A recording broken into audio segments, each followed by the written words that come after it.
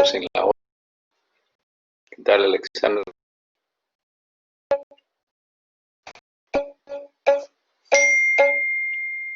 Ah,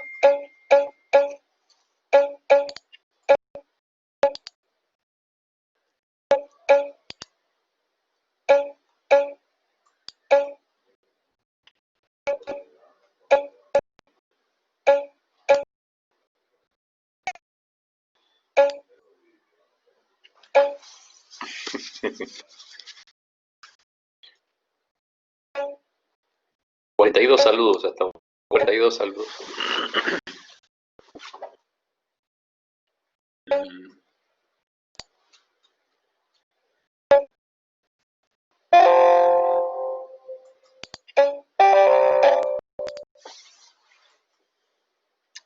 Buenas tardes, jóvenes. ¿Qué tal? ¿Cómo están?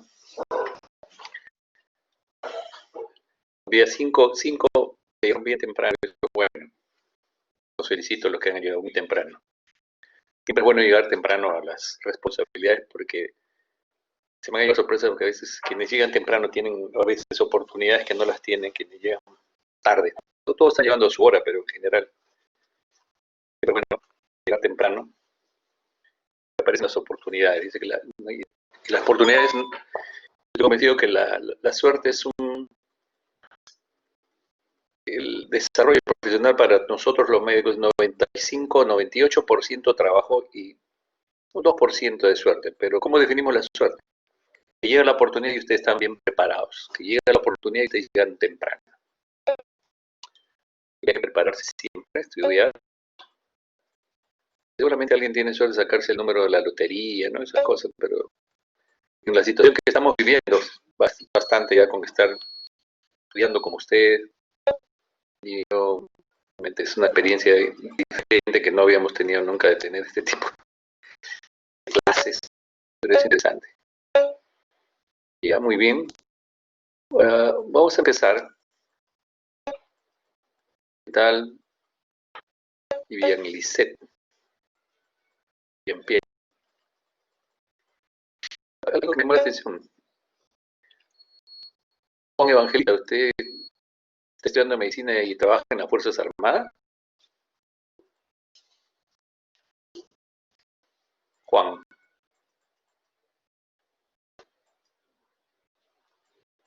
¿Me escucha, Juan?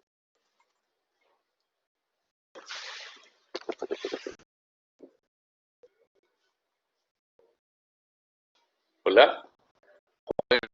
¿Lista?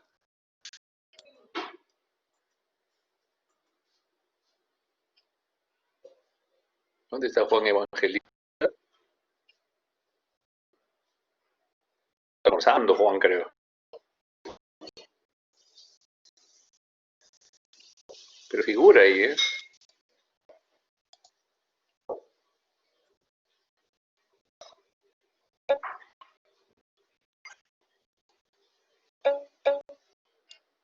Hola, Juan, ¿qué tal?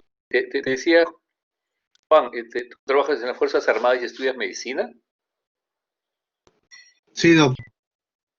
Buenas tardes. Disculpe que no le haya contestado, lo que pasa es que estoy con lo del trabajo. No te preocupes. Muy bien, te felicito, es un esfuerzo doble. Muy bien, Gracias, doctor. muy bien, muy bien.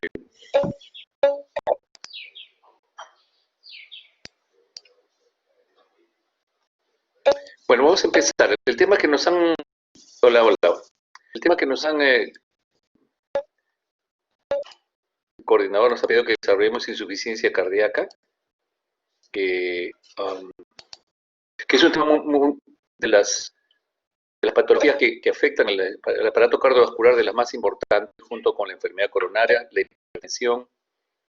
Número uno, hipertensión, enfermedad coronaria, insuficiencia cardíaca, ¿no? Como vía final común de muchas enfermedades cardíacas.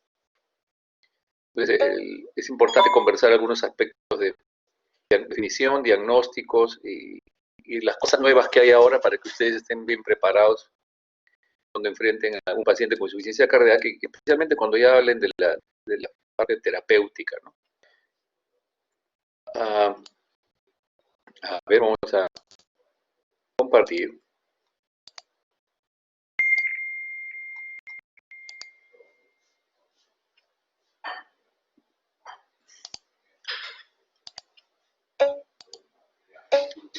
la imagen? Sí, ¿Lo ven doctor, ya? se Sí, ve. doctor, sí se ve. Bueno, el tema que me corresponde es insuficiencia cardíaca y como pueden ver esto está relacionado a que exista una buena estructura muscular cardíaca que nos aporte oxígeno adecuadamente. Entonces, durante el desarrollo de la clase vamos a conversar un poco de capacidad contráctil, cuáles son los aspectos que deterioran la capacidad contráctil y la insuficiencia cardíaca. El ritmo cardíaco está relacionado también en algunas condiciones al desarrollo de insuficiencia cardíaca, especialmente cuando estas frecuencias cardíacas exceden las frecuencias normales, 150, 180, un paciente joven puede hacer una insuficiencia cardíaca con 180, 200, tensión, especialmente insuficiencia cardíaca aguda, ¿no? Entonces, por eso que el aporte de oxígeno a los tejidos, el gasto cardíaco cae y eso lleva a disnea, aumento de las presiones en cavidades cardíacas. Quizás el más importante sea el tema de la precarga, ¿no? El corazón trata de llevar oxígeno a los tejidos y vamos a revisar un poco de esto de enfermedades cardíacas. Acá pongo el Ronwall porque es un libro de texto de consulta de todos los cardiólogos y de todos los que leemos algo sobre insuficiencia cardíaca. Siempre vamos a buscar aquí dice Ronwall. Tiene además un capítulo de ese libro que él también lo ha sacado como libro que es Falla Cardíaca reciente. Este es el doctor Brownwall. Hace más de 30, 40 años él está sacando estos libros de Brownwall y si quisiera yo dejarle un concepto con esta diapositiva es que desde la época del doctor Brownwall, el inicio de la época de la historia de la medicina de la insuficiencia ha sido escrita, ¿no? Al inicio estos macrohemodipresión, pulso, diuresis, el llenado capilar, pero creo que en los últimos años el concepto de insuficiencia cardíaca ha cambiado, como vamos a ver ahora, y que falla cardíaca, al disminuir el gasto cardíaco en los diversos órganos, genera una activación de una serie de fenómenos neuroendocrinos que generan retención de agua para mejorar el gasto cardíaco. Y eso entra en un mundo vicioso. Y el exceso de agua hace que haya edemas, a veces hipertensión, pero fundamentalmente congestión pulmonar. Y les pongo esta diapositiva porque tuve la sensación de que esta videíto sí debe guardar el dato. Hay un exceso de agua en el paciente con insuficiencia cardíaca que tengo que regular bien. Porque muy fácilmente los médicos a un paciente inestable le administramos fluidos en forma muy enérgica. Si el paciente no tiene una buena función cardíaca, fácilmente se va a congestionar. Si el paciente tiene unas comorbilidades que lo predisponen a manejar más los líquidos, se va a hacer evidente, ¿no? Entonces, siempre que hagamos una insuficiencia cardíaca, es un exceso de agua en el pulmón, un exceso de agua en el intersticio, que lo lleva a un gasto cardíaco bajo, por las siguientes manifestaciones que vamos a conversar ahora, ¿no? Entonces, exceso de agua, entonces los diuréticos están en la cabeza como parte del tratamiento muchas veces, ¿ya? El tema lo vamos a definir, vamos a hablar de qué cosas, por definición, insuficiencia cardíaca, cuáles son los aspectos epidemiológicos más importantes en el mundo y he encontrado alguna información nacional, algunos aspectos etiológicos y qué factores de riesgo llevan a la insuficiencia cardíaca. Por definición, la insuficiencia cardíaca es un síndrome, es la suma de signos y síntomas. Se caracteriza por disnea al esfuerzo y un tipo de disnea especial. Quiero que se acuerden bien de la disnea paroxística nocturna. Vamos a ver luego. Es un síntoma muy importante, tiene una alta sensibilidad, 90%, alta especificidad, 90%. Si alguien tiene disnea, yo quiero saber si es cardíaco o si es respiratorio, le pregunto si tiene disnea paroxística nocturna y un alto porcentaje voy a acertar si tiene disnea paroxística nocturna, porque es evidencia de una insuficiencia ventricular izquierda. Edema de miembros inferiores que se acompaña a esta disnea. Realmente que el edema de miembros inferiores puede ser de múltiples causas, de igual manera la disnea, pero la disnea paroxística nocturna es algo muy característico de la insuficiencia ventricular.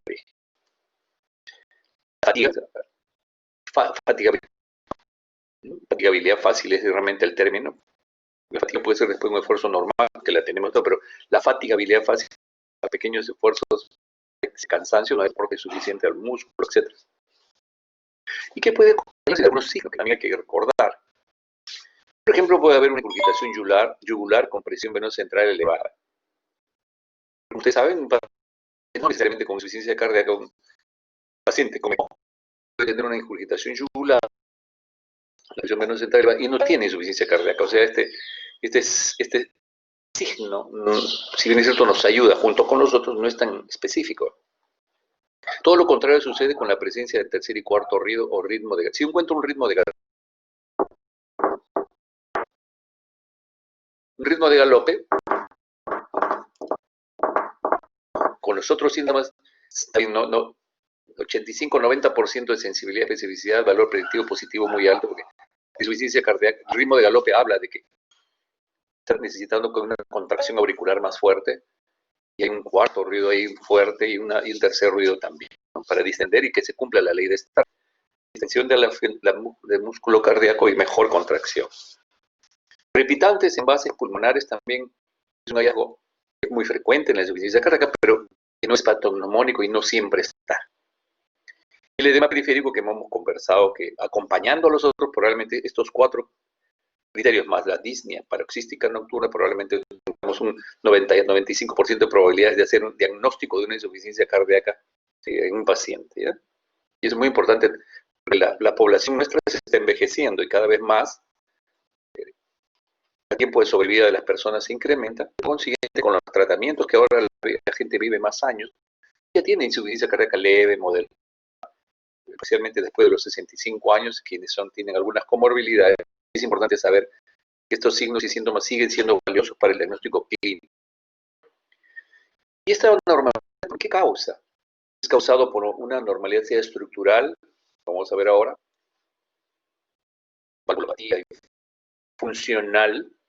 Por ejemplo, un paciente con hipertiroidismo puede llegar a tener insuficiencia cardíaca, tiene taquicardia, tiene un gasto cardíaco muy alto, pero insuficiente para sus requerimientos metabólicos, y puedes tener una insuficiencia cardíaca con gasto alto y funcional, que resulta de una reducción del gasto cardíaco en la mayoría de ellos, con presiones intracardíacas elevadas, porque cuando uno inyecta suficiente sangre, se queda en presión diastólica final del ventrículo izquierdo, se incrementa, las presiones intracardíacas se elevan, tanto al reposo como al estrés. Algunos aspectos epidemiológicos de esta entidad clínica, en Estados Unidos dice que hay aproximadamente 5 millones de personas. Ahora vamos a ver un dato más cercano, del 2019, que hay más o menos 500.000 casos al año. O sea, se parece todo al COVID que tienen los americanos. Las consultas médicas, 12 a 15 millones al año por insuficiencia cardíaca.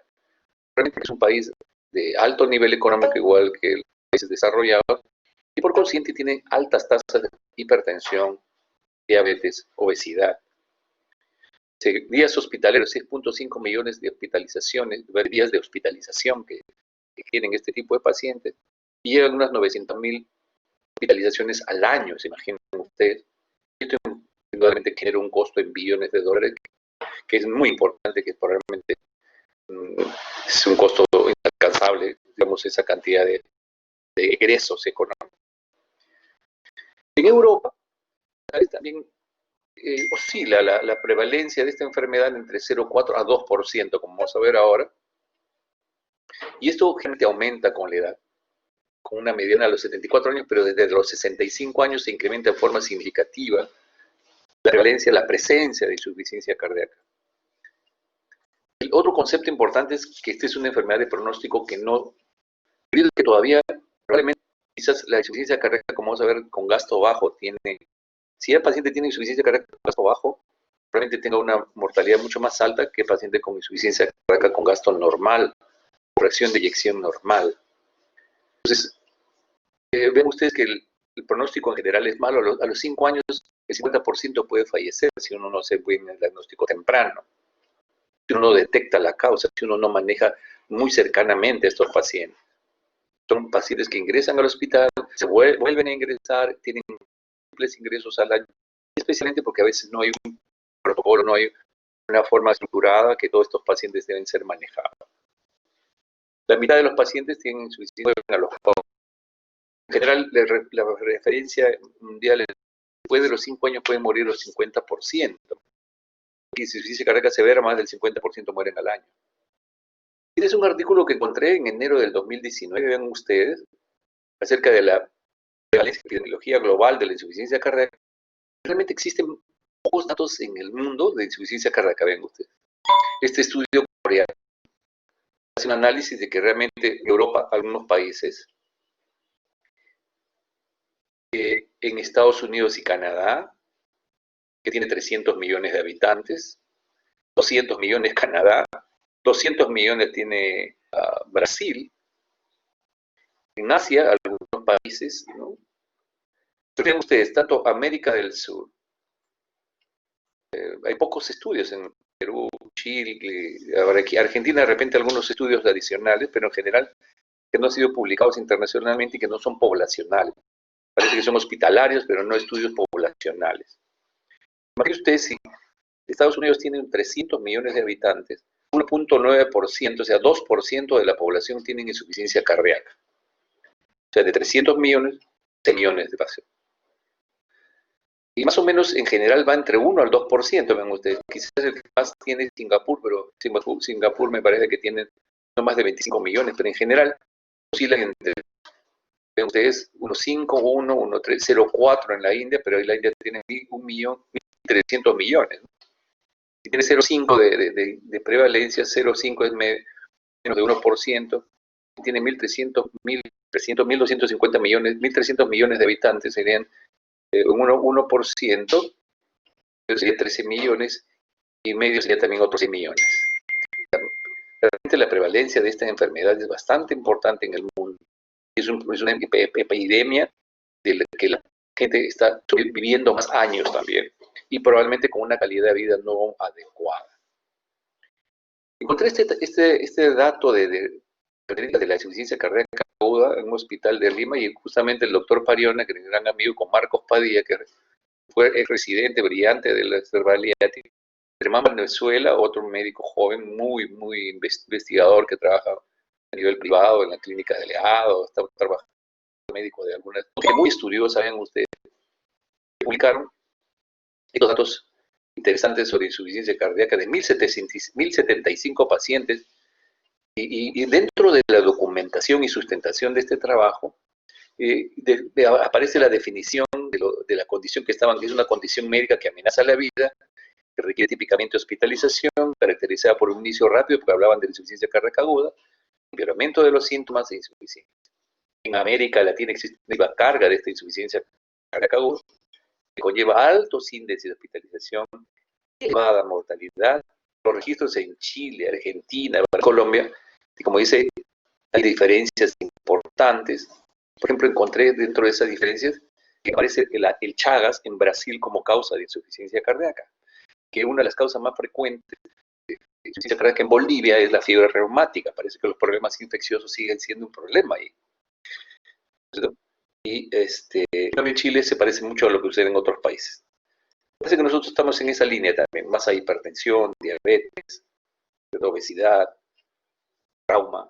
Las infecciones respiratorias siguen siendo una causa importante de fallecidos, pero vamos a ver ahora, este es el trabajo que ya hacen en el Revalida de 1.075 pacientes, y ven ustedes la edad promedio, 73 años. El sexo es más o menos igual, sigue la hipertensión, la enfermedad coronaria, la arritmia, la enfermedad renal crónica, la anemia y las valvulopatías, 12% como causa importante de insuficiencia cardíaca.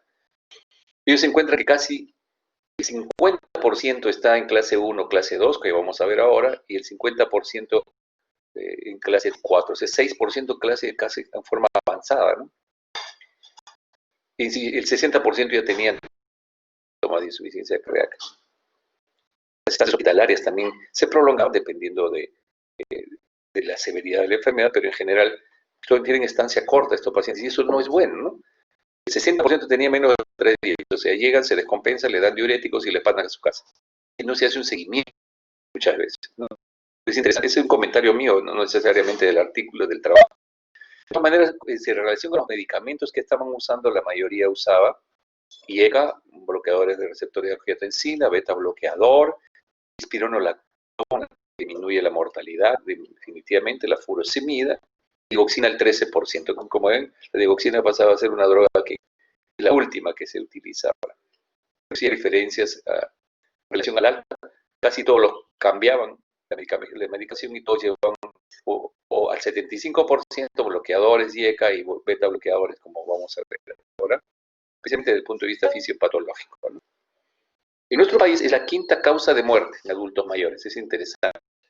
Hospitalizados según un estudio que se hizo el 2010, la mortalidad del adulto mayor en un servicio de medicina de un hospital de la doctora Rojas. Y ante la población general como la 10ª causa de mortalidad. O sea, quinta causa de muerte en adultos mayores y 10ª causa de muerte en la población general. Desde el punto de vista es uno de los trabajos que interesó hay acerca de doctores Palomares y Reyes Sáenz. Evaluaron insuficiencia cardíaca en Ramiro Prealegui, este es en Huancayo. Y analizaron ahí también los scores de la Asociación de Nueva York, usaron los criterios, usaron criterios de Boston. Y en relación a los síntomas, ven ustedes, disnea en reposo, 20%, el esfuerzo, 24%, disnea paroxística nocturna, el 78.30%, ortopnia, 80%. O sea, todos son realmente síntomas disnea con disnea paroxística nocturna y ortopnia y no hay que confundir ortopnia con disnea paroxística nocturna. Los criterios radiológicos también, distribución de frecuencia, ven ustedes, la mayoría tenía falla sistólica, pero también diastólica, miren ustedes, 26% diastólica y sistólica. Es un tema bien interesante porque uno usualmente considera que insuficiencia cardíaca es una falla en el ventrículo izquierdo, pero también hay falla del ventrículo derecho. La mayor vez es secundaria a la falla del izquierdo. Y en relación con los criterios, ven ustedes criterios clínicos, criterios radiológicos, edema pulmonar, inicial, como vamos a ver ahora rápidamente. Y había también categoría del análisis de las categorías, ¿no? Cómo estaba este análisis, la categoría de los criterios de Boston, PVC, frecuencia cardíaca, peritante, sibilante. Y ven ustedes que el ritmo de Galope está casi en el 90% de los pacientes con insuficiencia cardíaca. La sibilancia es en el 65% porque hay asma cardíaco por el edema de las vías respiratorias por la retención de agua. Crepitantes en el 74%, 23% en el de 73% de frecuencia cardíaca alta, y una PVC más de 6 en el 80%. Pero más de 6, ¿cuánto? De 8, eso no está tan alto, 6, 7, 8, 9, 10. A nosotros nos preocupa cuando está en la PVC más de 15, más de 20. Los extremos son útiles de la presión venosa central. Muy probablemente falta volumen. Y muy alto, habrá que pensar, dependiendo del cuadro clínico, pero los valores intermedios pierden su valor para ser analizados desde el punto de vista fisiopatológico o terapéutico, ¿no? Fue presentado por Palomares y Sáenz, que me pareció interesante. Y con todo este contexto epidemiológico, ¿qué quedamos actualmente en lo que es insuficiencia cardíaca? Entonces, en los últimos años se habla ya de un criterio diagnóstico de falla cardíaca con fracción de eyección reducida, falla cardíaca con fracción de eyección en medio rango, pero parece que no le han dado tanta importancia en los últimos años, pero sí a la falla cardíaca con fracción de eyección normal o preservada. Cuando se habla de fracción de eyección, se habla de fracción de eyección menor de 40%, y fracción de eyección ventrículo izquierdo con una ecocardiografía mayor de 50. 50 o más, fracción de eyección conservada, menos de 40 fracción de... Este es un punto intermedio. Pero es importante saber que además de los datos clínicos que hemos conversado, es muy importante la ecocardiografía. La ecocardiografía es un procedimiento tremendamente importante. Ustedes van a tener que estudiar ecocardiografía porque es muy importante para la evaluación del pronóstico, para la evaluación no solamente en cardiología, como seguramente han visto en reumato también sirve, y para evaluar el pulmón también sirve. En esta época de COVID ha sido muy útil para evaluar la función respiratoria, a veces cuando no había tomografía. Entonces, creo que uno de los avances tecnológicos y los equipos cada día son más baratos y más de mejor definición. Hay ecógrafos manuales a colores con alta definición que uno pone el pecho y está mirando el funcionamiento cardíaco. En la universidad, el doctor Guaman compró un ecógrafo. Para mala suerte, una serie de cuestiones administrativas se tuvo que retirar, pero vamos a tener un ecógrafo en la facultad, en el área de simulación, para poder evaluar pacientes, estudiar mejor la física cardíaca y estudiar, hacer la simulación en condiciones mucho más técnicas. Que lo que sí es cierto es que necesitan un entrenamiento. Esto es muy dependiente del operador. Pero nuevamente fracción de eyección menor de 40 y más de 50, y son los rangos a los cuales tenemos que trabajar para hablar de fracción de eyección disminuida, fracción disminuida o preservada. Junto a los criterios clínicos y ecocardiográficos se dan los criterios bioquímicos. Niveles elevados del péptido natriurético. Niveles elevados de péptido en este rango de fracción de eyección. Asumimos que la fracción de eyección disminuida es una insuficiencia cardíaca típica, característica de la década de hace 10 años. Pero ya cuando tenemos fracción de eyección normal, vean ustedes que puede haber síntomas. Más de fracción de eyección, más del 50%. Pero entonces, los diagnósticos desde el punto de vista de marcadores de disfunción ventricular como el péptido natriurético va a ser mucho más útil, ¿no?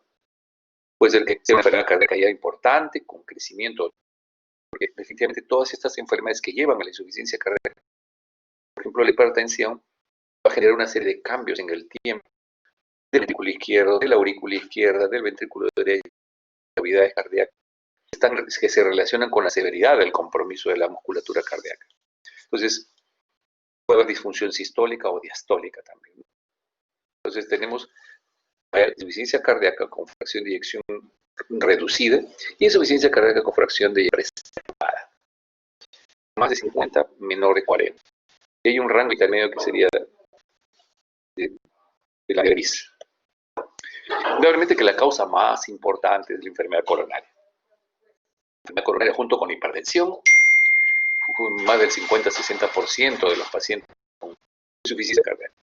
Insuficiencia cardíaca porque el infarto de miocardio, la enfermedad coronaria, genera cicatrices múltiples, una o dos dependiendo del número, que van a generar trastornos. Vean ustedes, con un remodelamiento ventricular, en donde va ocurriendo atrofia o isquemia en este caso, necrosis, apoptosis y dilatación.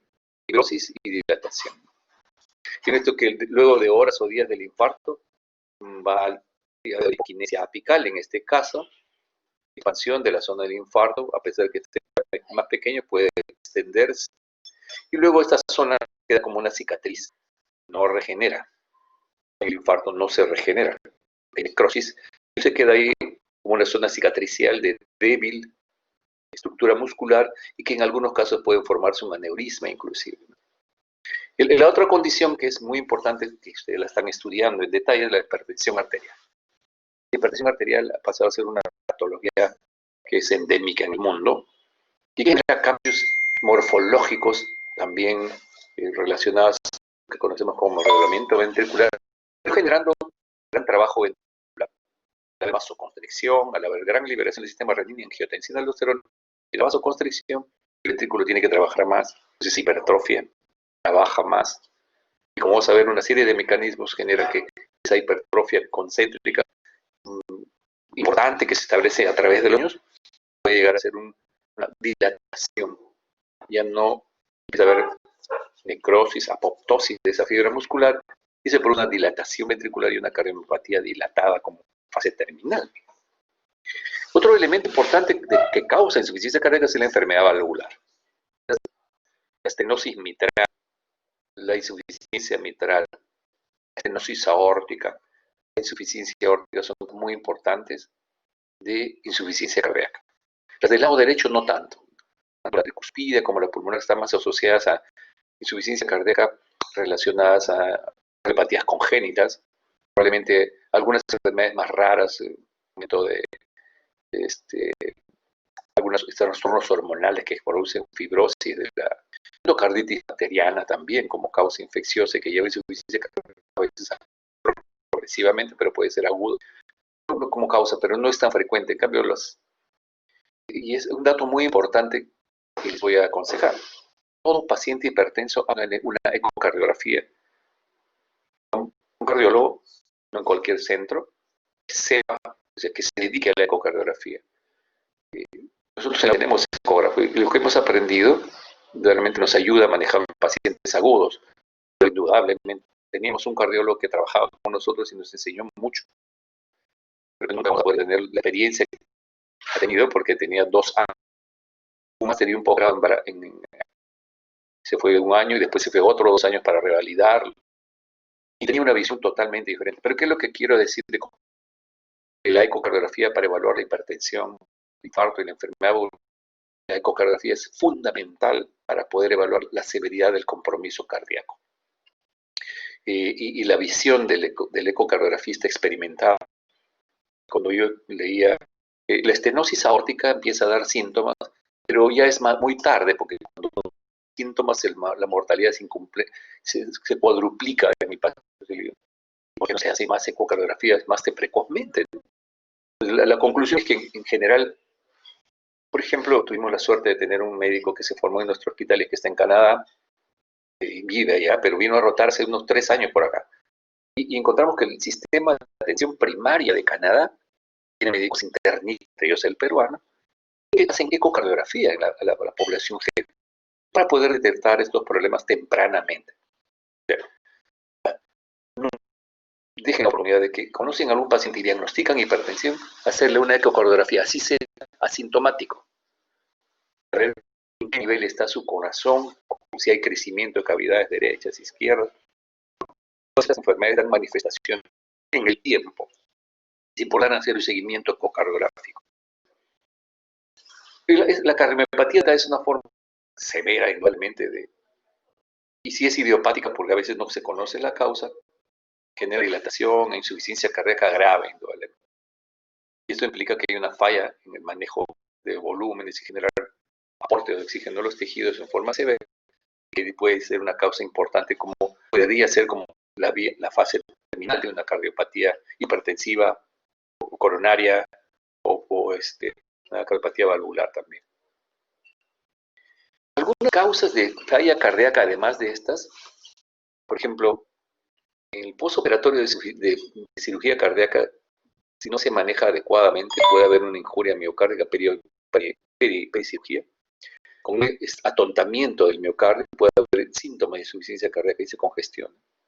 Y nuevamente la enfermedad arterial coronaria como causa, la microcirculación coronaria anormal, especialmente en los pacientes diabéticos. Miren ustedes, se asocia ya a otro factor. La diabetes predispone a que esta enfermedad, la microcirculación, porque la diabetes es un trastorno metabólico que altera la microcirculación de forma muy importante, puede generar alteraciones de la microcirculación coronaria por disfunción endotelial y generar problemas de angina, porque a veces se encuentran un compromiso de vasos muy distales. Se asocia también a aterosclerosis y a obstrucciones de vasos importantes, pero consideren ustedes que la diabetes es un tema el cual que también hay que ver cómo está su función cardíaca. El diabético hay que hacerle su eco para ver cómo está, si está hipertenso, si está obeso, cómo está metabólicamente, pero además cómo está la función cardíaca, porque como hemos visto, si no diagnosticamos tempranamente esta condición, la mortalidad es muy alta. El uso de sustancias recreacionales, eso también es un tema que no le hemos dado tampoco mucha importancia en nuestro país. Sabemos que hay un consumo importante de cocaína, alcohol, anfetaminas, esteroides anabólicos y todos estos programitas. Esperemos que no estén consumiendo anabólicos, pero afecta la función cardíaca. El alcohol, especialmente asociado a la nutrición, como ven acá. El alcohol puede ser tóxico, puede dar cardiomiopatía alcohólica, neurológica, polineuropatía, pero asociada muchas veces a deficiencia de tiamina. Es bien interesante. El alcohol puede producir una insuficiencia cardíaca con gasto bajo. La tiamina sí produce algo así como una insuficiencia cardíaca con gasto alto, que es el beriberi húmedo. La intoxicación por metales como el plomo, el cobalto, ¿no? Metales pesados. El daño tóxico está asociado acá. La medicación, especialmente en los últimos años, con el uso de nuevas quimioterapias. En los pacientes con cáncer se usa ahora una serie de drogas quimioterápicas, especialmente los antracíclicos, que se usan para tumores de órganos como de órganos genitales, mama. Se usan una serie de antracíclicos que producen depresión miocárdica severa. Y por consiguiente, muchos de los oncólogos, antes de iniciar su quimioterapia, especialmente si van a usar este tipo de medicamento, les haces una ecocardiografía completa. No solamente de hacerse fracción, una ecocardiografía completa para ver cómo está ese corazón. Los medicamentos, especialmente los antracíclicos, ¿se acuerdan? Pero hay una serie de medicamentos que produce también, pero los antracíclicos son los que tienen una historia larga de presión miocárdica que puede llevar post-quimioterapia a una insuficiencia cardíaca. Otro grupo son la radiación también, cobaltoterapia, y como les decía, la deficiencia de tiamina. Y un elemento importante que es la anemia. La anemia es un estado, la anemia crónica puede generar insuficiencia cardíaca a través del tiempo, y eso se ve mucho en los pacientes renales crónicos terminales, que podría ser multifactorial, porque el renal crónico terminal tiene hipertensión, tiene anemia, especialmente si no se maneja adecuadamente con su eritropoyetina, con su exposición de fierro, de B12, de soporte nutricional. Evidentemente la anemia es un factor a corregir porque puede llevar crónicamente a una insuficiencia cardíaca con gasto alto. ¿Qué condiciones dan falla cardíaca con gasto alto? Atención. Beriberi, que es deficiencia de tiamina y que puede llegar a compromiso encefálico o Wernicke-Korsakoff, ¿no?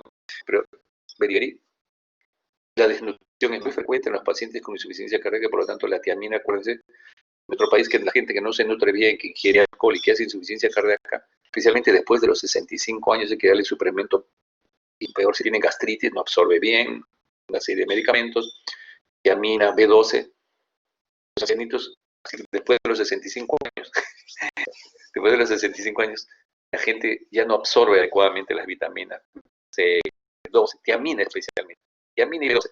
El ancianito se puede ir deteriorando neurológicamente porque tiene deficiencia. Hay muchos estudios que demuestran que en los pacientes con insuficiencia cardíaca, el que se le agrega tiamina puede mejorar la fracción de eyección. Entonces, cuando ustedes tengan eso, pueden pedir dosaje de tiamina en las clínicas, especialmente. Ahorita le estamos pidiendo para que se hizo en algún momento, pero la insuficiencia de tiamina no es tan infrecuente, porque hay una serie de factores que llevan una absorción adecuada. Listo, vamos a entrar ahora sí, luego de ver todo este background, la patogenia. Y todo este es un tema que inicialmente cuando se analizaba, se pensaba que todo era que el gasto cardíaco cae, que el sistema renina-angiotensina, que hay sistema aferente y eferente, y una activación de todo al haber un gasto cardíaco disminuido, porque la contracción está disminuida, ven ustedes en condición. Hay una disminución del gasto cardíaco y una activación del sistema renina-angiotensina-aldosterona, que los receptores arteriales, vasoreceptores, quimiorreceptores, activan el sistema renina-angiotensina para estabilizar la presión arterial, para mantener un gasto cardíaco adecuado, de igual manera el riñón y la vasculatura. Entonces, en estas condiciones, en la medida que, dependiendo de la causa, a través del tiempo, si yo no corrijo la hipertensión, si yo no corrijo la problema valvular, no manejo adecuadamente el problema coronario, la esclerosis, etc., indudablemente que la fracción de eyección en el tiempo va a ir disminuyendo. Inicialmente asintomático, y empiezan a funcionar los mecanismos compensatorios, porque la fracción de eyección y por consiguiente el gasto cardíaco va bien. Y esto, independientemente de la causa que está llevando a la insuficiencia cardíaca, va a generar un daño secundario. El daño primario al miocardio, pero hay un daño secundario al haber gasto cardíaco bajo. Un remodelamiento del ventrículo izquierdo, disminución de la capacidad contráctil, hipertrofia del ventrículo izquierdo, apoptosis, fibrosis, faltantes de oxígeno y aspectos del trastorno de la producción. De igual manera, hay una activación de la renina-angiotensina-aldosterona con aumento de la actividad del sistema nervioso central. El sistema renina-angiotensina-aldosterona, aumento de la endotelina que produce vasoconstricción y agregación plaquetaria, aumento del ácido natriurético, que lo vamos a ver ahora que es muy importante, y el péptido natriurético cerebral, brain natriuretic, y que hay un aumento de citoquinas. Ustedes que acaban de terminar reumatología, entonces empezamos a ver que no solamente hablamos de cambios hormonales, y que eso produce vasoconstricción, el gasto cardíaco disminuye, que eso, el sistema renina-angiotensina-aldosterona mantiene una buena, retiene agua y sodio para mejorar el gasto cardíaco, y con eso explica todo. Obviamente no es solamente un problema neuroendocrino, insuficiencia cardíaca. Hay todo un componente inflamatorio. En este caso, las citoquinas. ¿Me están escuchando, no? ¿Sí? Sí se le escucha, doctor. Ya me pareció un momento. Además, el endotelio, por la acabamos de conversar, por una vasoconstricción, cambios estructurales, más inflamación. O sea, al haber aumento de la actividad renina-angiotensina, una resistencia vascular periférica aumentada, la resistencia vascular periférica aumentada, y por lo tanto el corazón tiene que trabajar más.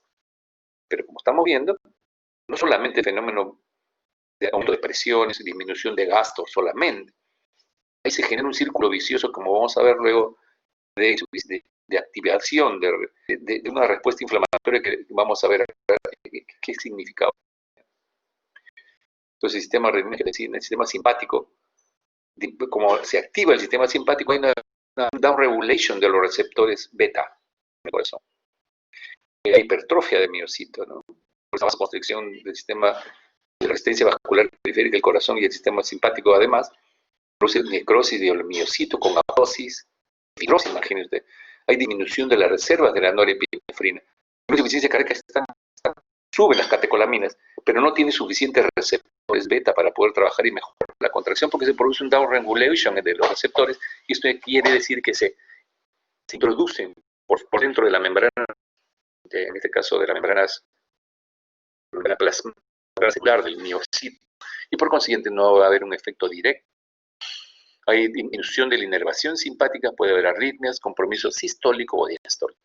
Y como podemos ver a nivel renal y a nivel de la vasoconstricción periférica también de la vasculatura.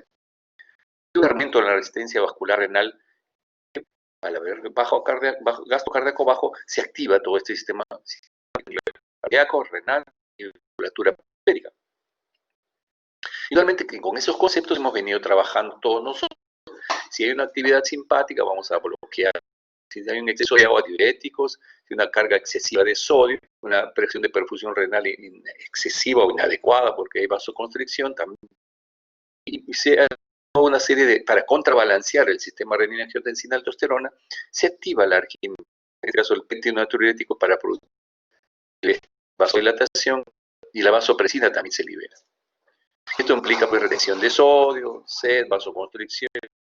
Esto sigue siendo un mecanismo indudablemente de círculo vicioso. Luego de haber estudiado seguramente ya ustedes el COVID, habrán entendido que la angiotensina 2 genera una serie de respuestas por angiotensina 1.9, angiotensina 1.7, que son fragmentos que contrabalancean el inflamatorio angiotensina 2 y que contrabalancean para la vasoconstricción de la misma. En algunos casos se halopurinol, oxipurinol para bloquear las antioxidantes porque hay liberación de radicales libres de oxígeno, especialmente en el músculo cardíaco, el cual además se va a producir apoptosis. Por consiguiente, una regulación neurohormonal del tono vascular en donde participan casi todas las catecolaminas, los péptidos, angiotensina, arginina, endotelina, lípidos, tromboxana y vasodilata. En este caso, las catecolaminas como la norepinefrina, que están en niveles altos para poder mejorar la contracción cardíaca, pero si hay un down regulation de receptores, eso entra en un círculo vicioso. Simplemente mejora y sigue deteriorándose a través de... Igual, la bradiquinina, adrenomedulina en los últimos años ha recibido mucha atención. El factor relajante derivado del endotelio y el oxígeno y las prostaglandinas también juegan. Esta respuesta inflamatoria que se genera por un exceso del sistema renina-angiotensina-aldosterona, los radicales libres de oxígeno, todas aquellas hormonas que participan en la vasoconstricción y que tienen un efecto deleterio sobre la función celular, lo que generan el miocito, hipertrofia, efectos sinotrópicos negativos, expresión de genes que son negativos también, incremento del estrés oxidativo, además de convertir los fibroblastos a miofibroblastos, upregulation de los receptores de antitrombina sobre los fibroblastos, incremento de la secreción de MMP de los fibroblastos, degradación de la matriz. O sea, también se compromete el intersticio de la matriz colágeno del miocardio, fibrosis miocárdica, necrosis y apoptosis.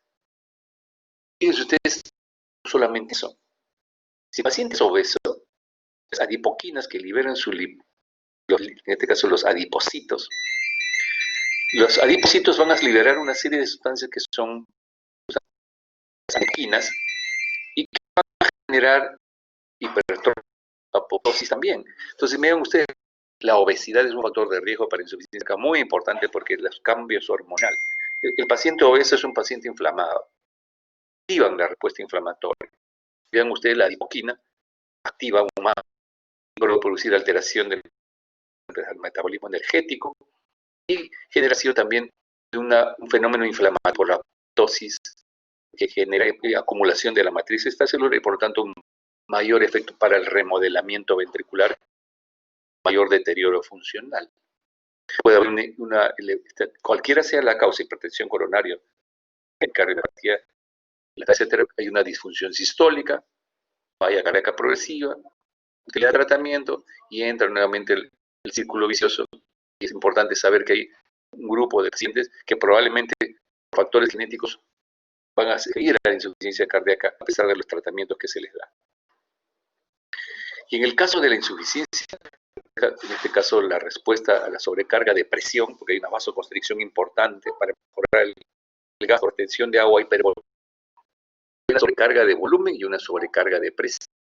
La sobrecarga de presión al haber vasoconstricción genera un estrés en la pared sistólica del ventrículo que va a generar mayor trabajo y eso se traduce desde el punto de vista mecánico y también va a haber una sobrecarga de volumen en el lado derecho especialmente, porque donde el ventrículo derecho está acostumbrado a manejar volumen. Pero esa sobrecarga afecta también al ventrículo izquierdo que no está acostumbrado a manejar volumen, se produce un estrés de la pared a nivel de la fase diastólica, especialmente la fase de llenado donde llega a gran volumen. Por consiguiente, hay cambios y señales inflamatorias extracelulares e intracelulares donde empieza a ocurrir un remodelamiento ventricular.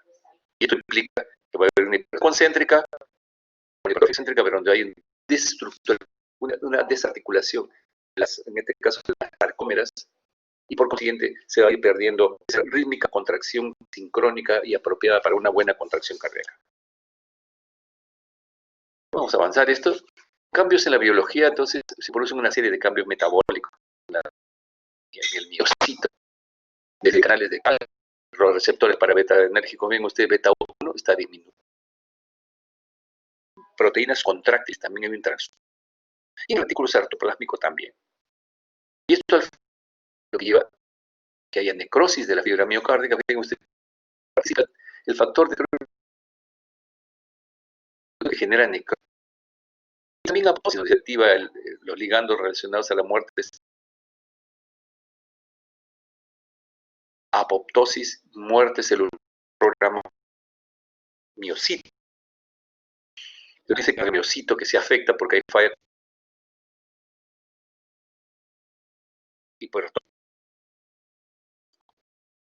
y cambios transcripcionales de la tropomiosina y de la miosina. ¿Qué lleva todo esto? Independientemente de la causa, el aumento de la sistema renina y aumento de la respuesta inflamatoria, que al haber respuesta inflamatoria se altere la mitocondria. Al final es el elemento clave para una contracción apropiada, ¿no es cierto? Entonces esa mitocondria del músculo cardíaco de ese miocito se deteriora y a nivel de ese remodelamiento que ocurre. En relación a este tema se produce hipertrofia, una serie de elementos de efecto en los miocitos del músculo cardíaco. El tratamiento se va convertido a la genesina o le pongo un beta bloqueante. Verán ustedes cómo la hipertrofia, porque estoy bloqueando el sistema renino que estoy haciendo de los torrentes. De igual manera, beta bloqueadores en dosis bajas, que al poner beta bloqueadores se produce un upregulation. La presencia de los receptores beta nuevamente en la cardíaco y va a permitir que se controle mejor, que mejore la contracción. Entonces se incrementa el acoplamiento, excitación, contracción, porque se desacopló al haber desordenamiento de las fibras. Cuando ustedes dan inhibidores de la respuesta. Y por consiguiente,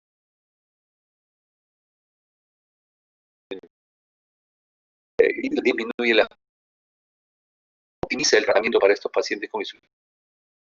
No solamente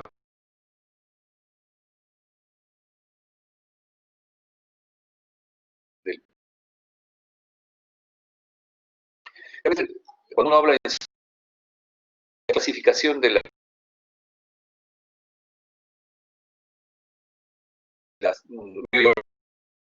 estadio A, hay cambios estructurales, el tipo de cambio estructural, síntomas, no limitación de efectividad física,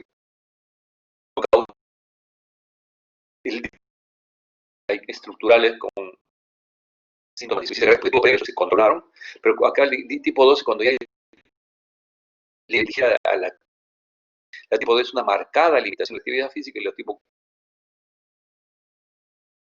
con esfuerzos mínimos las funciones para las cuales uno necesita movilizarse, peinar, actividades mínimas. Estos criterios de hemos conversado que hay criterios mayores. La disnea paroxística es tremendamente importante. Las venas del rales, cardiomegalia, edema pulmonar, LOP. Disnea paroxística que tiene alta sensibilidad específica, en que la presión venosa más de 16 podría ser un criterio. Pero tiene que haber los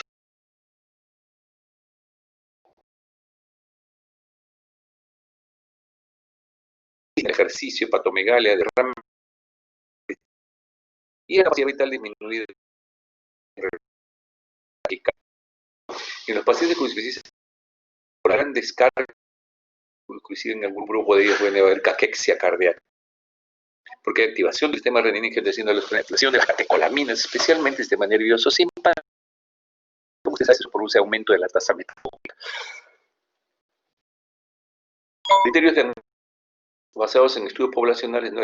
Siempre es la disnea, la vegetación, los rayos, no se olviden de la disnea. Veamos esos criterios de la New York Heart. Usando estos criterios de Framingham, dos criterios mayores, un mayor y dos menores, definitivamente van a dar diagnóstico de insuficiencia cardíaca. Son sistemas de score de puntuación. En relación a la historia médica que siempre tenemos que hacer, realmente la historia de la presencia de síntomas de insuficiencia cardíaca va a dar un peso importante para hacer el diagnóstico de insuficiencia cardíaca. Datos no solamente personales, si tuvo insuficiencia cardíaca después de una infección, si ha tenido enfermedad renal, si fue operado de las amígdalas, si tuvo infecciones cardíacas, fiebre reumática, o si hay antecedentes familiares. Como vamos a ver ahora, eso es un componente que en los últimos años se está estudiando mucho. Y el otro dato acerca de la historia médica de la insuficiencia cardíaca, la disnea paroxística nocturna, que viene a ocupar un lugar muy importante. Taquicardia, arritmias, taquimia, pulso, rales, ron, pero es muy importante que el tercer o cuarto ruido palpativo auditivo. En la fase temprana, especialmente, porque si el paciente ya tiene anasarca, está corto, hepatomegalia, es una insuficiencia cardíaca global que es muy fácil de la idea de este diagnóstico mucho más temprano. Como pueden ver, por ejemplo, vemos que tiene una sensibilidad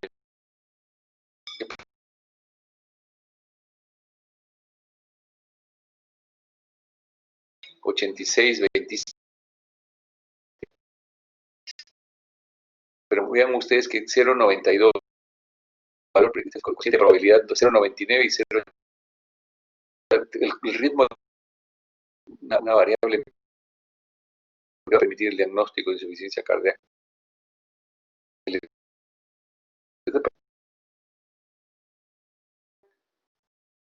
Un dato importante, porque a ustedes les va a llegar un paciente con insuficiencia cardíaca y no va a tener insuficiencia cardíaca, evalúenme. Ustedes tienen que hacer el diagnóstico con los datos que les estoy dando ya. 4 grupos de pacientes cuando les llega a ustedes, ¿ya? Esto está relacionado especialmente este cuadro con que si el paciente tiene signos de bajo gasto, Cuando se refiere a caliente y seco, no tiene síntomas de sobrecarga de agua, o sea, no hay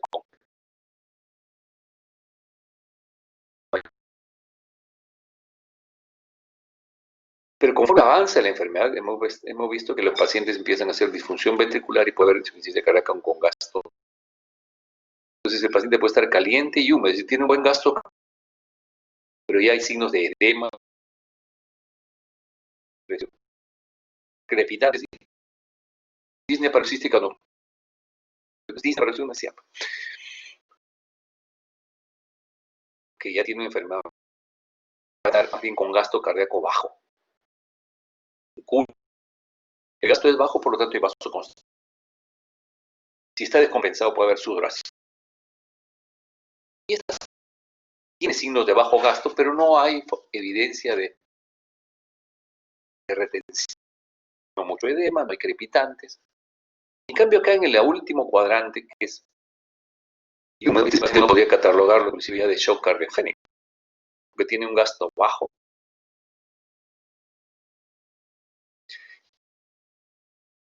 O sea, hay retención de agua, pero leve especialmente a una irritación yugular y tendencia de tener, vamos a tener pacientes de esos 4 tipos, con gasto normal, sin síntomas de edema, normal, con algo bajo y seco, pero vamos a tener un paciente con gasto y con edema, que se llama shock cardiogénico.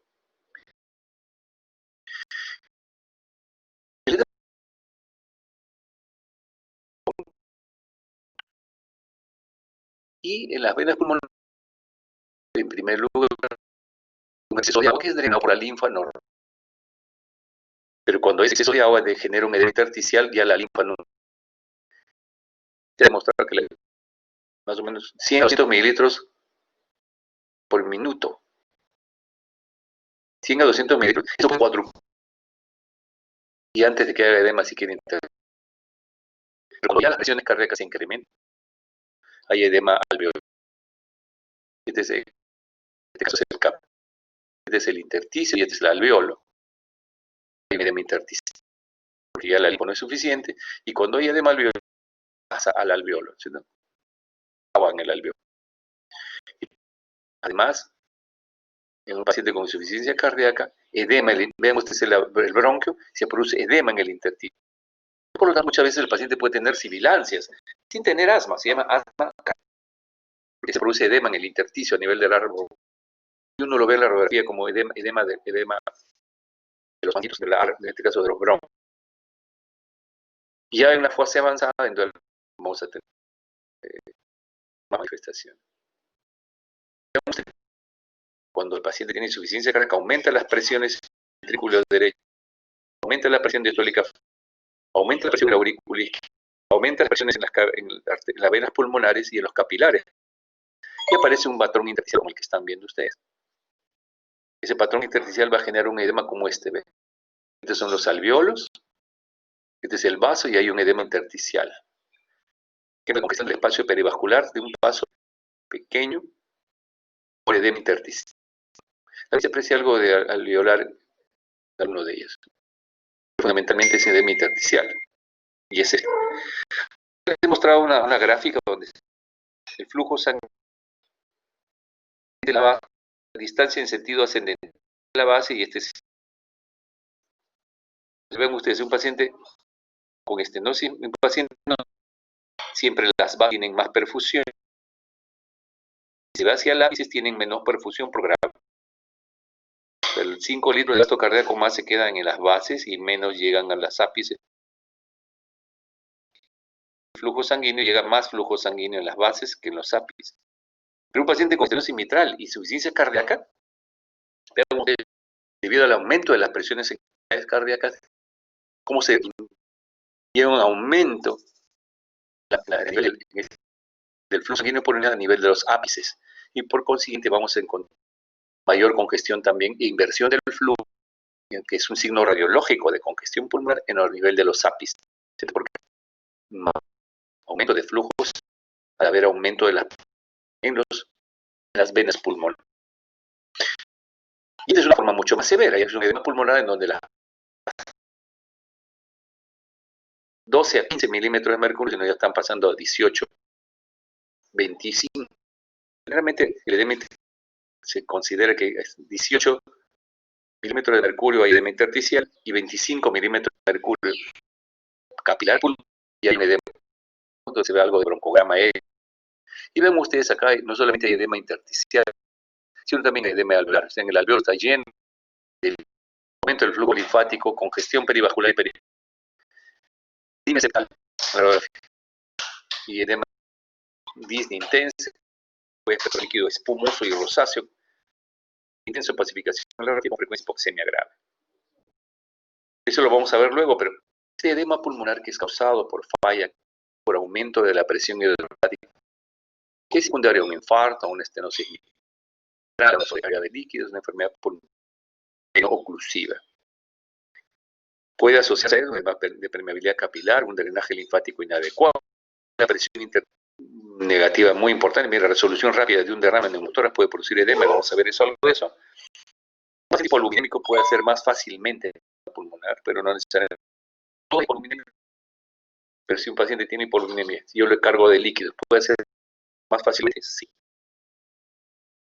Una etiología dudosa es el edema pulmonar neurogénico y también el de la altura. Es para una vasoconstricción pulmonar hipóxica, dice ahí. La Asociación Americana de Cardiología también estableció, además del estadio A, B, C y D, New York, vean ustedes el estadiaje del New York Heart, A, B, C, D, y esto va a depender también de la severidad de la enfermedad. Que se me pase la hora. A ver. 15:42, perfecto. Hacemos a 14:40, tenemos una hora. Entonces, la insuficiencia cardíaca, la hipertensión, enfermedad de diabetes o historia familiar de cardiomiopatía, nivel A, aparentemente asintomático, alto riesgo de desarrollar acá, ¿no? Insuficiencia cardíaca. Tiene riesgos. 50 a 60 millones de personas en el mundo.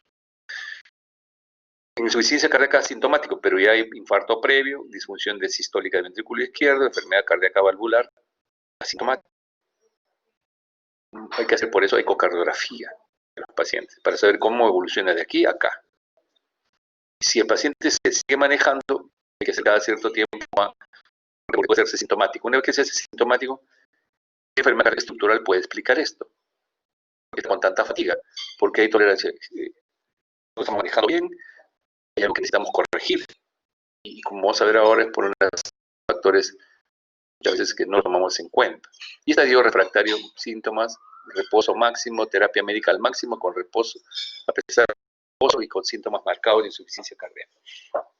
Esto implica ya una insuficiencia cardíaca estadio 4, en donde los pacientes no pueden ni caminar ni hablar, y que probablemente si llega a este nivel, no solamente hay que manejarlo médicamente, que algún porcentaje podrá mejorar, sino también hacer procedimientos de estar pensando si es crónico y no ha mejorado con tratamiento por determinado tiempo, estar poniéndole en una lista de pacientes para trasplante cardíaco si es una persona joven, especialmente, ¿no?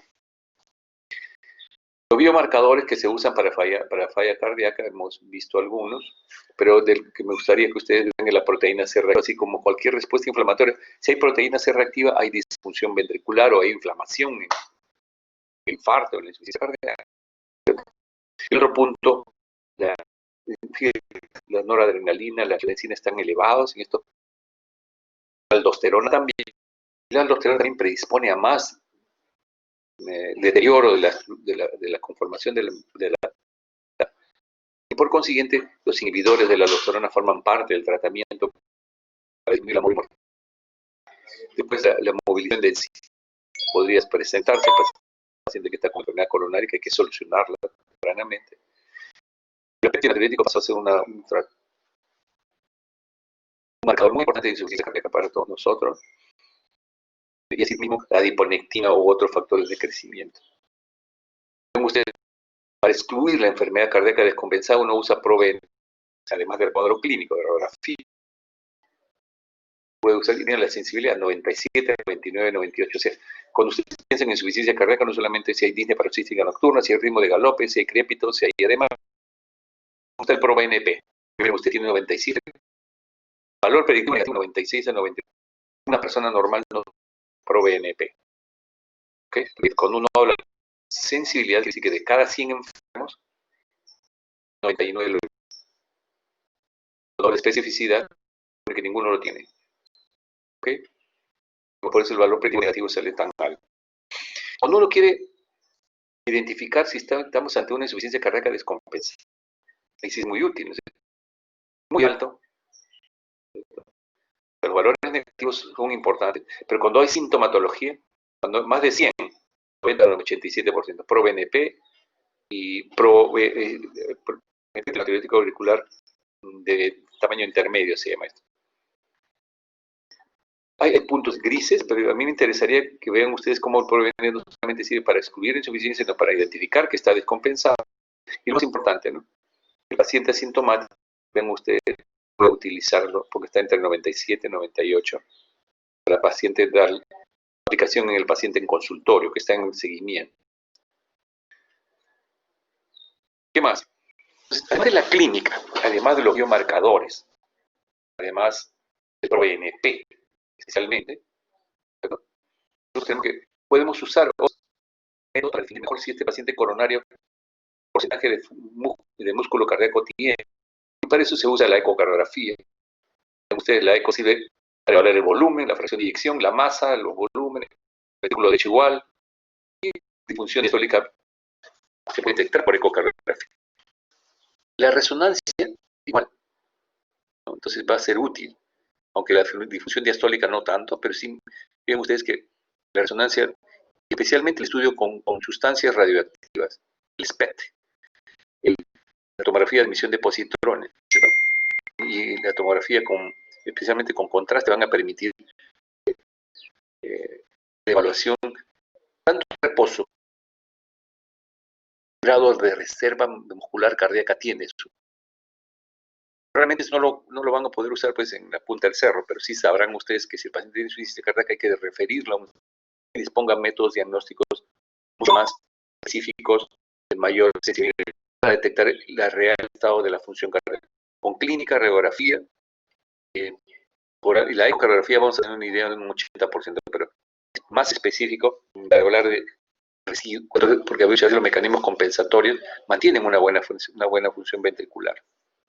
Pero cuando va pasando el tiempo, estos métodos ya con sustancias, marcadores, técnicamente van a ayudar muchísimo, ¿no? De igual manera, en la enfermedad coronaria, la isquemia, hibernación, anatomía de los vasos, nos van a permitir un diagnóstico mucho mejor, una eco, estenosis, regurgitación eco. Pero ven ustedes como en otras enfermedades nos va a permitir ver la isquemia, la resonancia y la tomografía de impedancia, especialmente la fluorodesoxiglucosa, que permite ver si hay inflamación, permite ver si hay grosor tienen los vasos, como vamos a ver ahora. Otra causa de insuficiencia cardíaca también la eco, en este caso lo va a permitir en por ejemplo, una miocarditis, síndrome de hemocromatosis, amiloidosis especialmente. En resumen, habíamos hablado de que estos son los criterios de insuficiencia cardíaca preservada, insuficiencia cardíaca media, insuficiencia cardíaca reducida. Pero el tema no solamente queda ahí para mala suerte. Como hay activación del sistema renal angiotensina y deterioro de la función renal, también todo lo opuesto, cuando un paciente tiene enfermedad renal, deteriora el riñón, hay un trastorno de hipervolemia, anemia, que afecta la función cardíaca. Por consiguiente, vamos a tener pacientes que tienen el síndrome cardiorrenal. Y eso es un tema muy importante que tenerlo presente. Si el paciente ya tiene insuficiencia cardíaca, no hay que dejar que vaya a la insuficiencia renal. Un paciente tiene insuficiencia renal, hay que manejarlo adecuadamente, corregir la anemia, nutrirlo adecuadamente, porque puede ir a la insuficiencia cardíaca. Entonces, una serie de factores que más o menos de forma global lo hemos revisado nosotros, pero esa activación del sistema neurohormonal es claro, ¿no? Y vamos a tener síndrome cardiorrenal tipo 1, 2, 3, 4 y 5. El cardiorrenal agudo es un paciente que tiene edema pulmonar y insuficiencia renal aguda. El cardiorrenal crónica, es un paciente que tiene insuficiencia cardíaca crónica y hace insuficiencia renal crónica. El síndrome renocardíaco agudo, es un paciente que hace insuficiencia renal aguda y hace edema pulmonar. El síndrome renocardíaco crónico es un paciente que hace insuficiencia renal crónica y que lo lleva a la insuficiencia cardíaca crónica. El tipo 5 es una situación en renal secundaria, donde la sepsis, puede haber depresión miocárdica y edema pulmonar, la diabetes mellitus por el deterioro de la microcirculación, puede causar tanto difusión cardíaca y renal a la vez. Esta injuria miocárdica, indudablemente nosotros tenemos que corregir que no haya inflamación. Ya escuché a ustedes en este COVID, la tormenta de citoquinas, que no es tal, pero sí hay una respuesta inflamatoria. Nosotros hemos tenido más citoquinas en un distrés respiratorio y una sepsis que en el propio COVID, pero que hay un deterioro de la lesión endotelial, sí. Miocarditis viral puede producir también. Un paciente con insuficiencia cardíaca que haga miocarditis hipotensión y shock, arritmias, hipoxemia, injuria trombótica microvascular, cardiomiopatía inducida por estrés. Es un tema que en los últimos años hay textos de enfermedad cardíaca para la mujer, número 1. Y segundo, la cardiomiopatía del estrés ha pasado a ser un tema muy apasionante en los últimos años. Por consiguiente, el coronario agudo, la injuria miocárdica, arritmias, shock cardiogénico, taponamiento, enfermedad tromboembólica, puede generar un trastorno, ¿no? Insuficiencia cardíaca derecha, que es secundario generalmente a la izquierda. O sea, si hay falla cardíaca izquierda, a través de los años, se deteriora la función derecha y tenemos insuficiencia cardíaca global.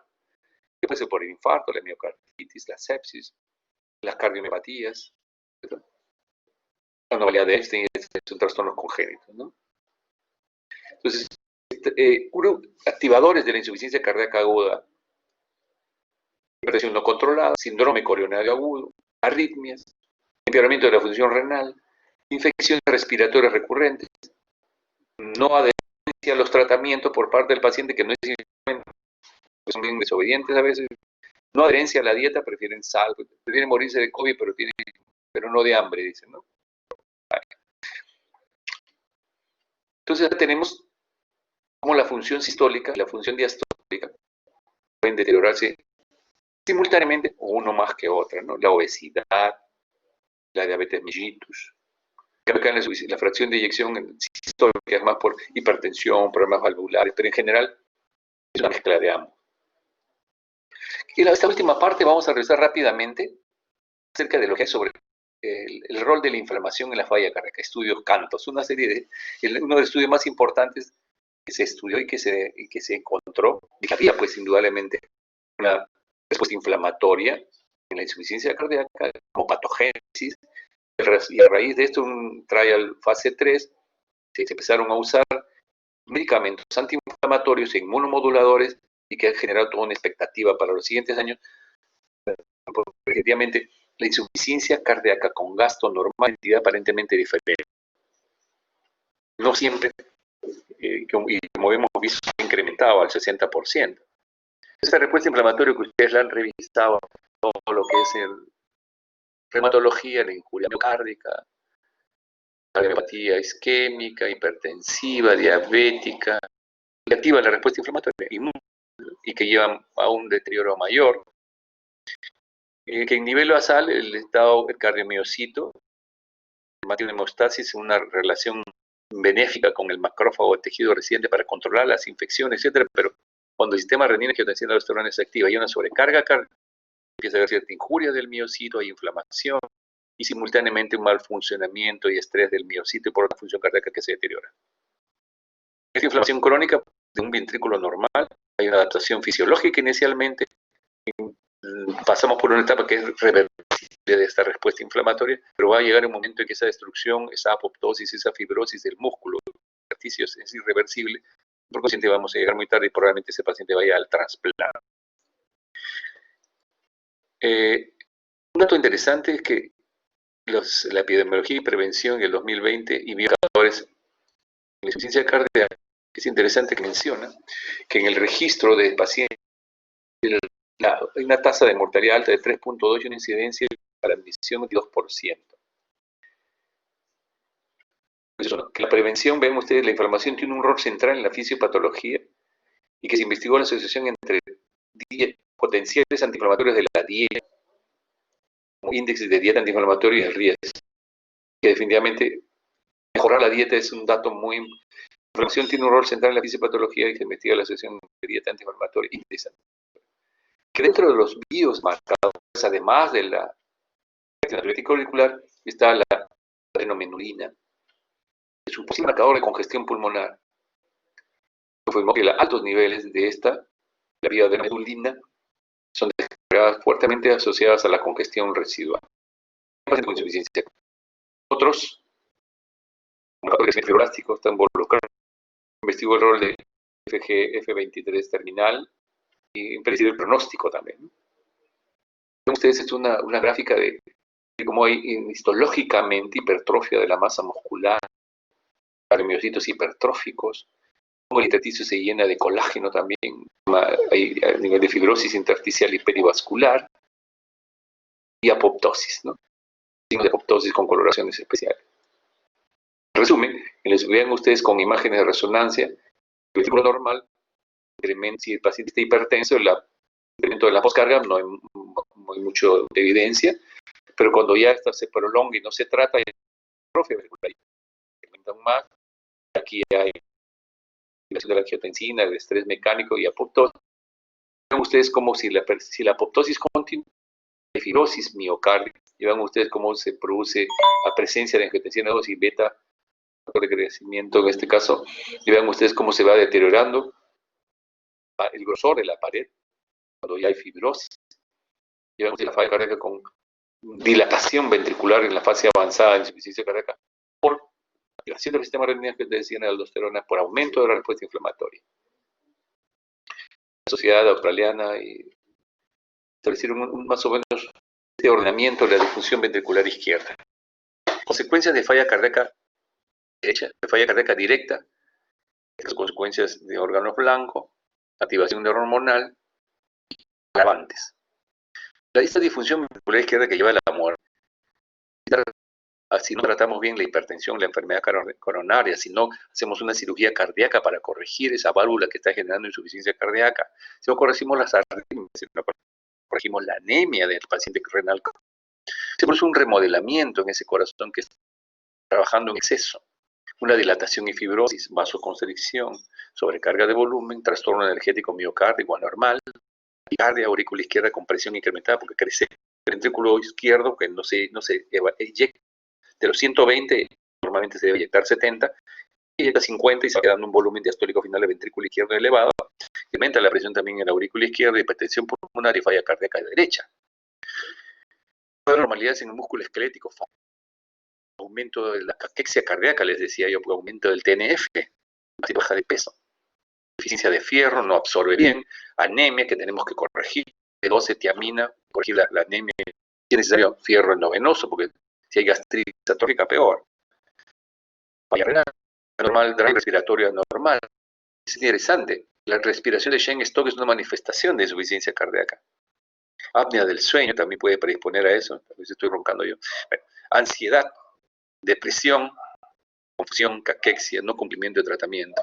Y en relación a las comorbilidades agravantes, si el paciente es fibrilador hay que corregirlo. Si el paciente tiene enfermedad cardíaca isquémica, doble agregación y beneficiar de una angioplastía o de una cirugía cardíaca. Regurgitación mitral que hay que corregir, bloqueo de rama izquierda. Porque cuando hay bloqueo de rama hay asincronía entre un ventrículo y otro. Entonces hay que buscar la sincronización de ambos para que mejore una insuficiencia cardíaca. Si el paciente tiene una frecuencia cardíaca de bloqueo de rama, primero se contrae un bloqueo de rama derecha o izquierda, pero especialmente la izquierda. Primero se va a contraer el derecho y después la izquierda, porque el bloqueo de rama de izquierda es el ventrículo más grande. Se va la despolarización por el lado derecho y se contrae primero el lado izquierdo y después el lado derecho y después el izquierdo. Corregirlo. Y si es extrasístole es igual.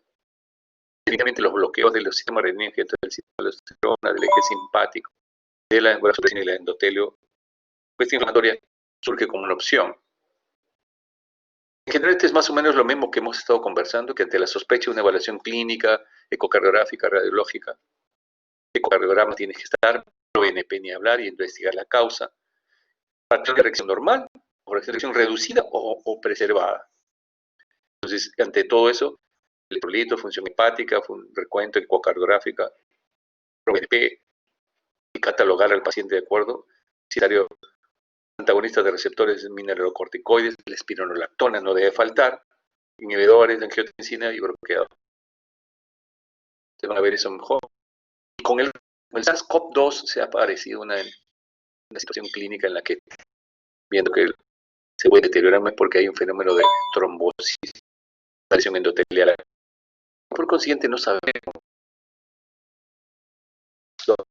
SARS-CoV o COVID va a generar más problemas de insuficiencia cardíaca en los pacientes. Controlar la infección, no pasó nada y todo queda. Acelera la enfermedad cardíaca, genera cambios genéticos que van a hacer que el paciente vaya más rápidamente a la insuficiencia cardíaca. Son temas que no tenemos respuesta todavía, pero que son importantes. Definitivamente el paciente, vean ustedes, el CPK, la mioglobina y la troponina C, ¿no es cierto?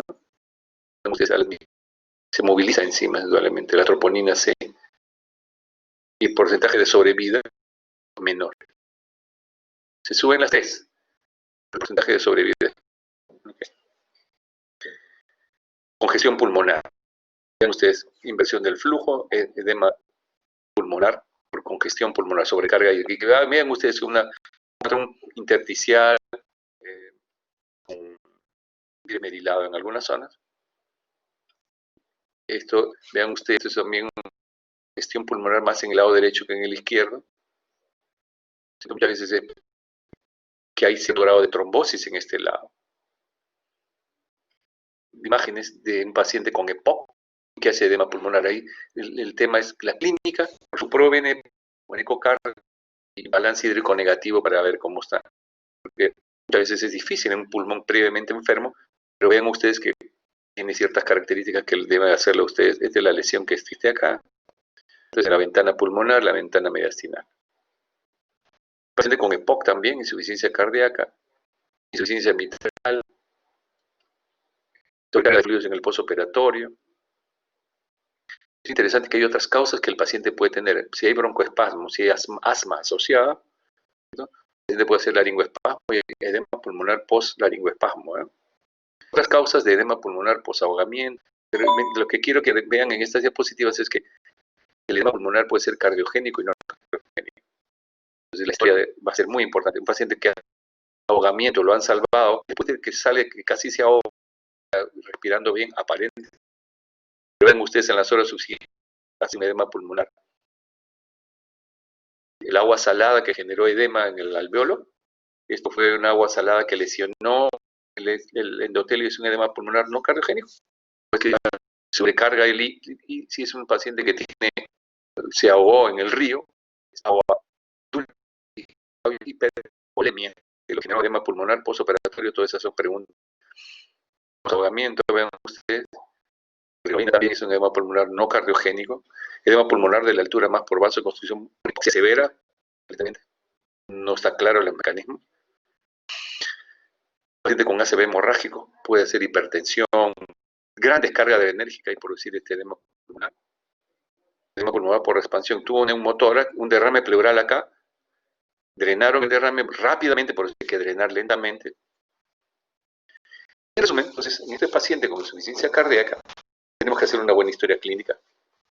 Una radiografía de tórax me va a ayudar, un electrocardiograma, una ecocardiografía también. Una ecocardiografía me ayuda, con esto ya que lo podemos ver.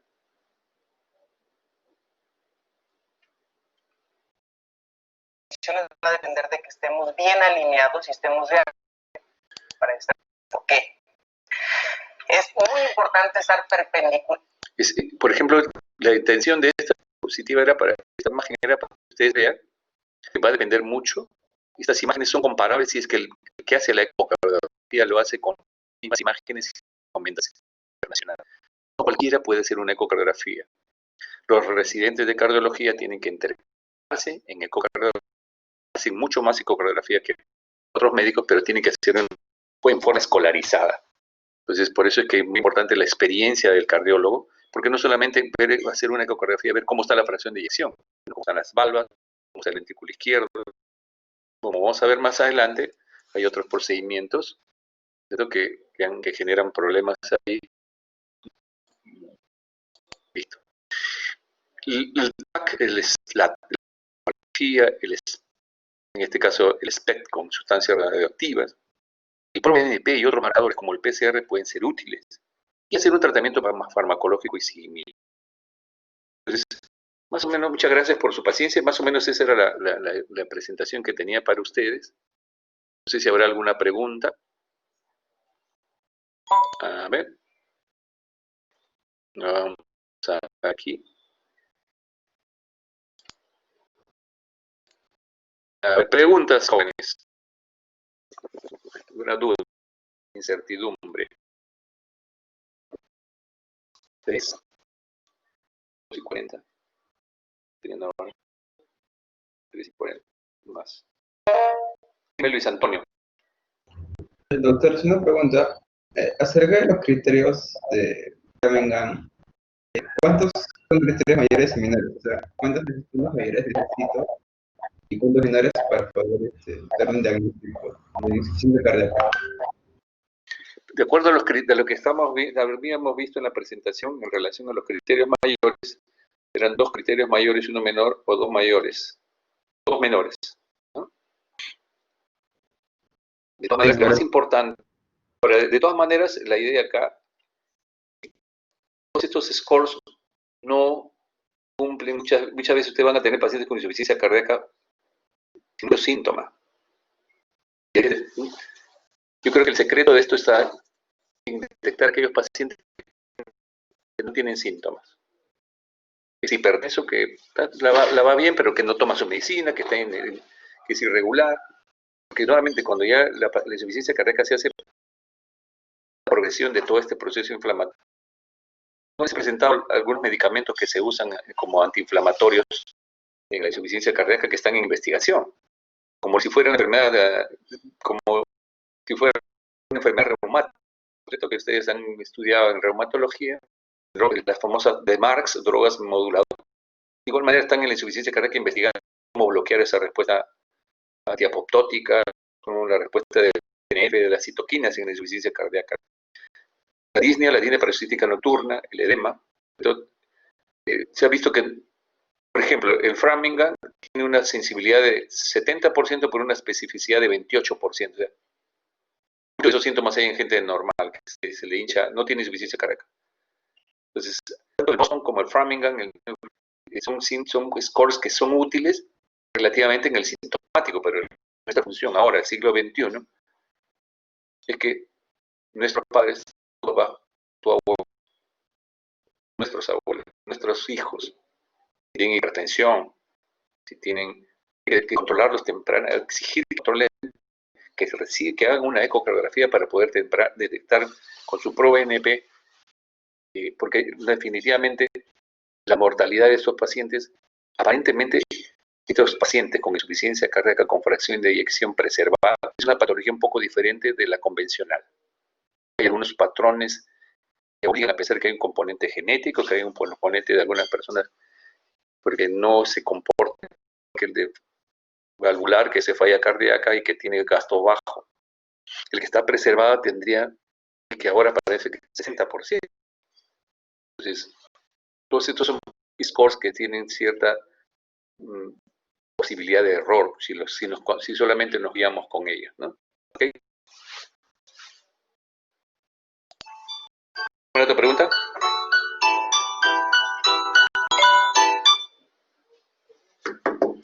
¿Alguna otra pregunta?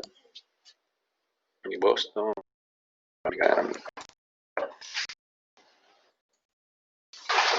No hemos hablado nada de tratamiento, pero más o menos la bloqueadores IECA, bloqueadores de angiotensina, espironolactona, en el remodelamiento tiene que ir y corregir la obesidad, que ya han visto la adipoquinas, corregir la diabetes, que lesiona más la microcirculación, corregir aquellos factores de estrés que también desencadenan compensación. Así, yo no les he hablado, pero ustedes van a tener pacientes, mujeres especialmente, pero ahora también en hombres, que luego de una gran discusión tiene el dolor de pecho. ¿Recuerdan ustedes la cardiopatía de estrés o síndrome de Takotsubo? Cada vez se encuentra más. Nosotros hemos visto en pozos resucitados, pacientes con shock séptico, mujeres con insuficiencia, con shock séptico, con depresión miocárdica por Takotsubo. Y eso también se presenta en pacientes con insuficiencia cardíaca con estrés. Entonces hay que analizar bien y poner más interés en el diagnóstico temprano. ¿Sí? Muy bien, chicos. ¿No hay más preguntas? Dos posibilidades, o todo está claro o no me han entendido nada. Bueno. ¿Cuántos fueron? 70. Faltaron 20. ¿Qué pasó? Examen. El Jesús, todo claro. Y han faltado 20, ¿eh?